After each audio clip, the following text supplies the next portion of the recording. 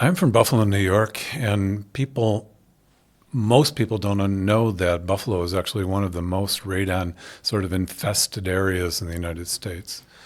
And I didn't really know until I looked into it a few weeks ago, but I have a very strong memory of the very early 1970s. A television station opened in my hometown of Buffalo, and it was a UHF station. So these were very difficult to find stations, and when they first opened, they had very weak signals. So what they did to get advertising is they lowered the charges for advertising.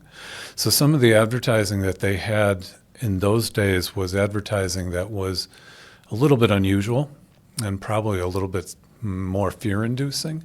And get ready for a scream, because I remember in very early days, so I was 9 years old, and turn on the television after school, and then suddenly there's this radon, and it was meant, of course, to induce fear, and it did a good job.